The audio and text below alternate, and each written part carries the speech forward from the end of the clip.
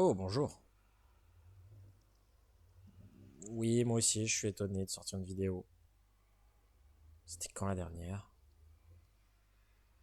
Oh, il n'y a pas si longtemps. C'est... C'est pas normal. Je commence à avoir un bon rythme. Je commence à avoir un bon rythme. Bon, sinon. Oui, vous avez bien lu, je vais faire un tuto sur comment utiliser GitHub. Ouais, c'est pas nécessairement utile. Mais si, je vous assure que ça peut être utile. C'est pour ma classe de NSI. Je trouve ça fun.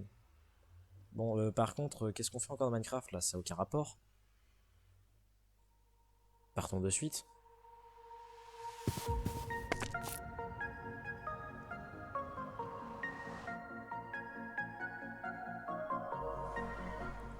Ah, c'est de suite bien plus logique. Bon, comment va s'articuler cette vidéo? Dans un premier temps, nous allons voir comment utiliser GitHub succinctement avec GitHub Desktop. Puis nous créerons un petit site pour exemple. Et enfin, je plongerai plus profondément dans les aspects utiles, mais non nécessaires de GitHub. Pour commencer, qu'est-ce que GitHub?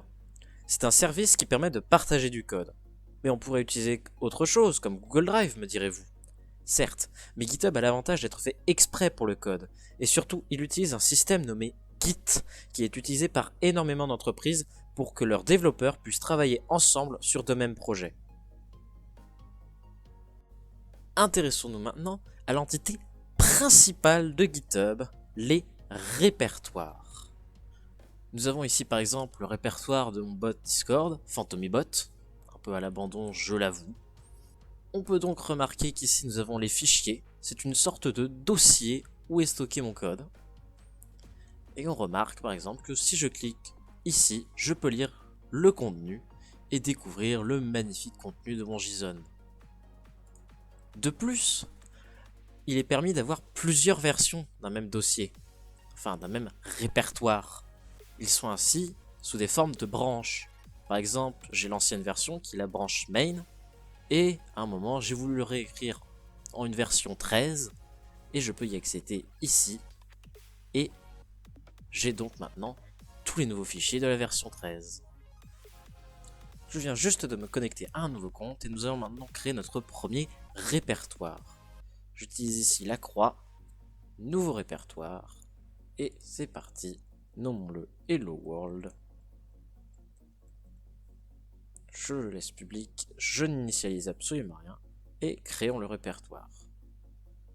Apparaît maintenant énormément de choses compliquées, mais vous allez voir, tout est simple avant, téléchargeons un logiciel.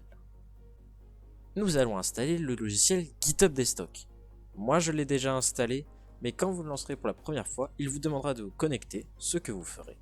Et ensuite, vous pourrez aller dans File, Clone Repository, ce qui va vous permettre de copier votre répertoire sur votre ordinateur. Ici, comme vous le voyez, nous sommes connectés, donc vous voyez le répertoire que vous venez de créer, votre pseudonyme /Hello World, ou tout nom de répertoire que vous avez choisi. Choisissez-le. Vous verrez alors un lien, enfin le chemin où vous allez copier cela. Ce sera un dossier. Du coup, moi, dans le dossier développement /Hello World, cela me va très bien. Et donc, je le copie. Et me voilà maintenant avec le répertoire sur mon ordinateur. Il ne me reste plus qu'à coder à l'intérieur. Je viens d'ouvrir le dossier dans mon Explorer et nous allons maintenant créer notre premier fichier, puis l'envoyer sur le serveur. Du coup, créons un nouveau fichier. Je vais le nommer bonjour.txt. Je vais le remplir et mettre un petit texte. Bonjour, ceci est un tutoriel. J'enregistre, je ferme. Et maintenant, nous pouvons retourner sur GitHub Desktop. On voit alors qu'il a détecté dans le dossier un changement. Une création de fichier, comme l'indique la petite croix verte.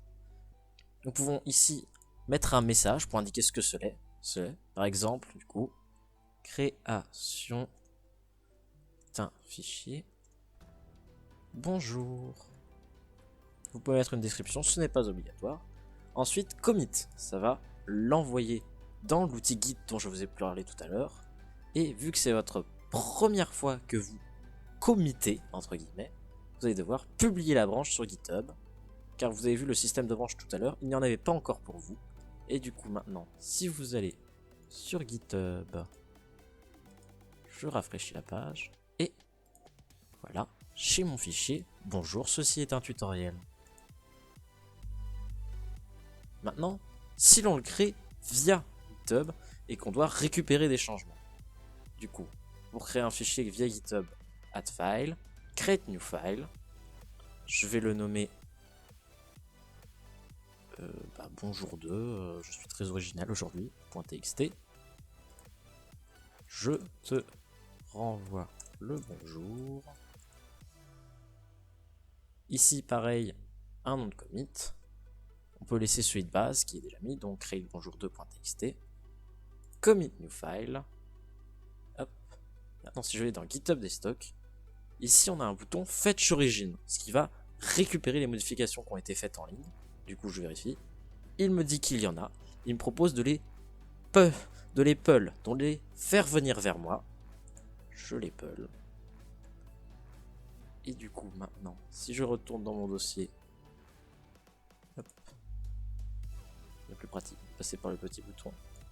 J'ai maintenant le bonjour 2.txt qui contient je te renvoie le bonjour. Nous allons maintenant nous atteler à la partie intéressante, c'est-à-dire l'exemple. J'ai donc créé ici un petit site, juste 2 pages HTML. Elles ne sont pas reliées, mais cela suffira. Nous allons maintenant committer ces changements. Ajout d'un petit site. Commit to main. Tout à l'heure, on avait push branch. Et ici, nous avons push origin. C'est pour envoyer vers le serveur, car commit n'envoie pas.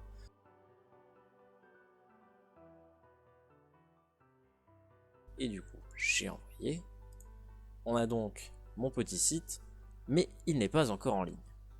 Nous allons maintenant aller dans les paramètres du répertoire et dans la partie qui nous intéresse, Pages, qui nous permet de contrôler les GitHub Pages.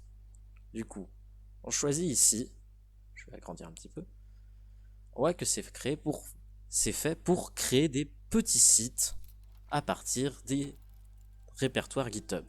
Du coup ici on choisit la branche, il n'en a qu'une seule, c'est main. On choisit le dossier, on veut la racine, je sauvegarde. Et maintenant, si on regarde, cela me dit que mon site a été publié à canistar.github.io/helloworld. Et si j'y vais... ça doit avoir besoin de charger. Je vérifie cela. Oui, si vous pouvez voir, vous pouvez voir les statuts d'envoi vers l'internet de votre site. Du coup ici c'est orange, c'est-à-dire que ça a été enregistré, cela sera fait plus tard, ça prend un peu de temps parfois. Je vous reprends dès que c'est bon.